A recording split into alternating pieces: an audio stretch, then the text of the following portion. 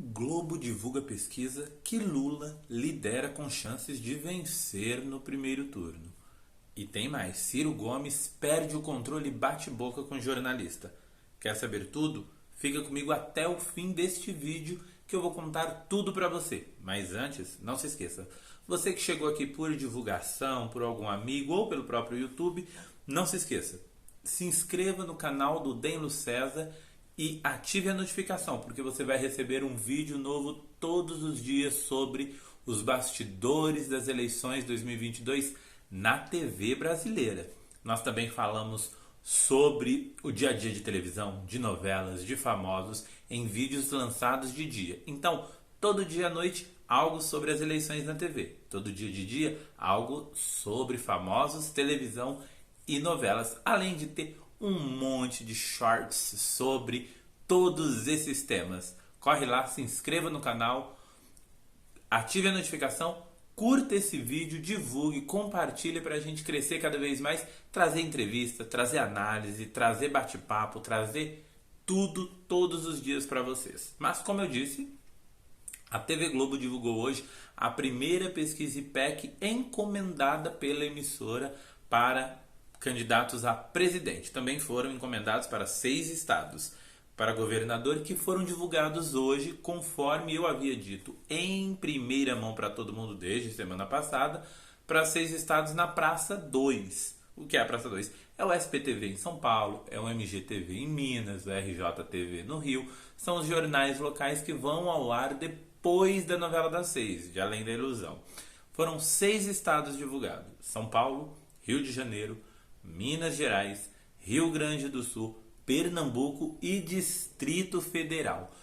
Todos os números estarão detalhados numa reportagem completa que o Na Telinha fez só sobre os estados, que eu mesmo publiquei. Mostrei como foi divulgado isso. Primeiro saiu o de São Paulo, só depois saiu de Rio de Janeiro e de outros estados, mas primeiro saiu de São Paulo no primeiro bloco do SPTV e depois vieram as outras. Veio Minas primeiro, depois Rio Grande do Sul, depois Rio de Janeiro, Pernambuco e só depois o Distrito Federal, já no finzinho dos jornais locais. Os números completos estão na telinha, mas eu vou dizer para vocês. Em São Paulo lidera Fernando Haddad. No Rio de Janeiro lidera o atual governador Cláudio Castro, mas empatado tecnicamente com Marcelo Freixo. Rio Grande do Sul, o ex-governador que se afastou para tentar ser presidente e não conseguiu, Eduardo Leite, lidera lá para uma reeleição. Já em Minas Gerais, o atual governador Romeu Zema lidera com folga em relação ao segundo colocado, que é Alexandre Calil, ex-prefeito de Belo Horizonte. Em Pernambuco, Marília Reis lidera com muita folga, assim como em Distrito Federal, que o atual governador Ebanez lidera sem grande dificuldade, com chance de vencer ainda no primeiro turno. Os números completos lá na telinha, mas todo mundo quer saber da pesquisa presidencial. Como foi divulgada a pesquisa presidencial? No terceiro bloco do Jornal Nacional. Estava todo mundo muito ansioso por essa divulgação, mas a Globo segurou. O Jornal Nacional começou às 8h30. A pesquisa foi divulgada às 9h10, já no terceiro bloco, na reta final do JN.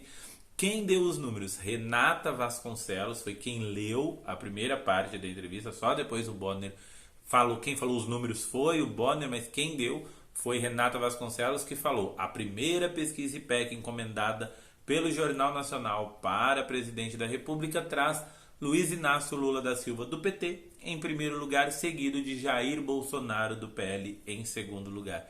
Só depois disso, William Bonner mostrou os números que trazem Lula com 44%, Bolsonaro com 32%.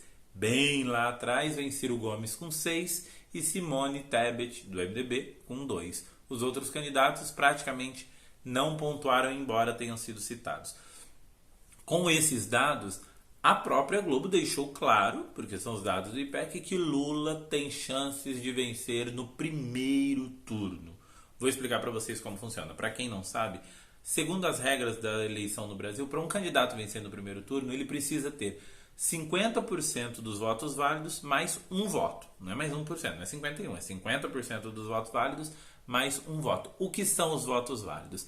É a soma de todos os votos em algum candidato. Ou seja, elimina-se nulos e brancos e abstenções. No caso das pesquisas, a gente elimina nulos e brancos, mas também precisamos eliminar o não sei, porque não sei não é um candidato. Só que o não sei, em geral, ele tende a ir para alguém. Como você não sabe para quem ele vai, você tem que eliminar. Neste momento, o Lula teria, segundo o IPEC, 51% dos votos válidos, o que o elegeria no primeiro turno, no dia 2 de outubro, sem a necessidade de um segundo turno. Mas a margem de erro é de 3% para mais e para menos, o que significa que o Lula pode ter mais ou menos até. Mas é das intenções de votos, não da intenção, dos votos válidos. A gente precisa deixar isso claro, que a margem de erro é nas intenções de voto. Então, se o Lula tem 44, ele pode ter 47, mas também pode ter 41. Assim como o Bolsonaro, que tem 32, ele pode ter 35, mas também pode ter 29. Então, a distância é longa e Lula tem uma margem interessante para vencer no primeiro turno, segundo a pesquisa do IPEC, que também trouxe o Ciro Gomes caindo de 8 para 6, já representa uma queda, tirou o André Janones da jogada, e com esses votos, o chamado voto útil, o Lula pode crescer o suficiente para dar um sprint final e vencer no primeiro turno.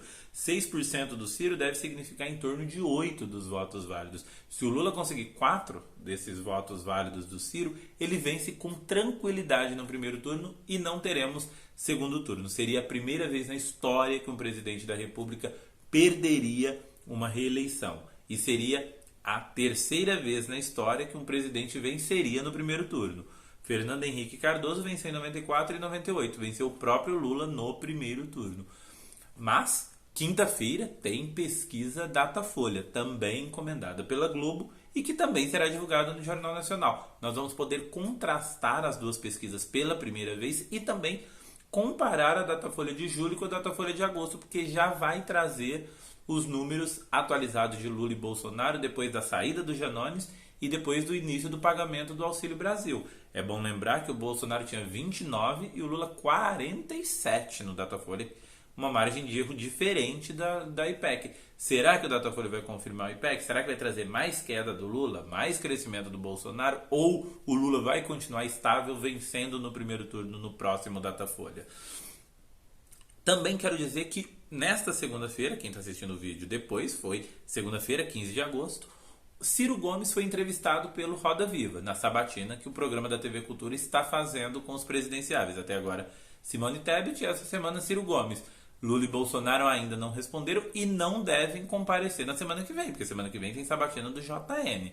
Não imagino que algum deles vai cometer a loucura de querer ir barrar, entre aspas, no Roda Viva. O Bolsonaro vai estar no Jornal Nacional na própria segunda-feira, já 8h30 da noite, o que torna inviável ele chegar a tempo para o Roda Viva, que começa às 10 na TV Cultura.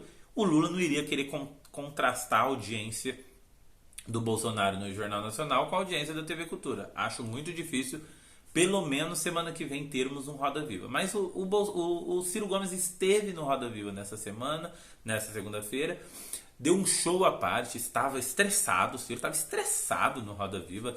Não sei se é por causa do resultado do IPEC, que tinha saído uma hora antes dele entrar no ar. Estava sendo sarcástico, irônico, mal-humorado com os jornalistas, questionava as perguntas que eram direcionadas a eles, corrigia perguntas com base no plano de governo, dizia que os jornalistas estavam desinteressados. Chegou um momento que ele disse que os jornalistas estavam defendendo o orçamento secreto por conta de uma pergunta. Foi interrompido na mesma hora e lembraram que não, que é apenas um questionamento. Mas o momento de maior tensão da sabatina do Ciro foi um momento em que por 3 vezes Vera Magalhães, a apresentadora do programa, tentou interromper o candidato para dar prosseguimento na entrevista. Ele não permitiu. Quando ele terminou, Vera falou: Ciro, eu preciso te interromper porque isso aqui é uma entrevista, não é um discurso.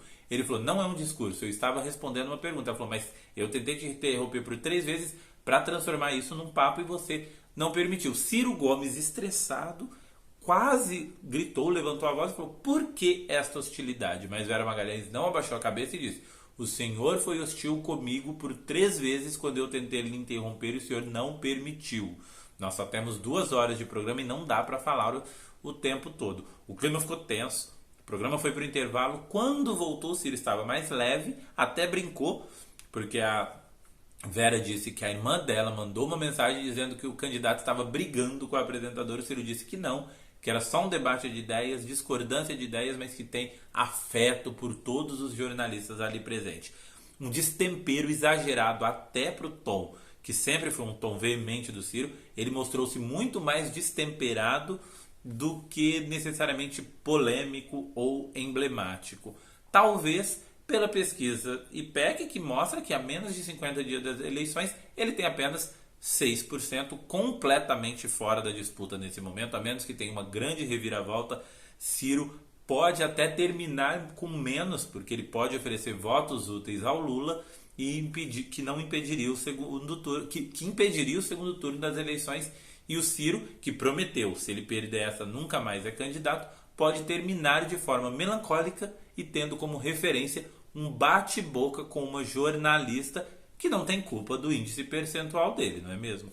Quero que você me diz qual a sua opinião sobre a pesquisa IPEC, acha que ela vai acertar, acha que ela está errada, e também o que você achou do destempero de Ciro Gomes.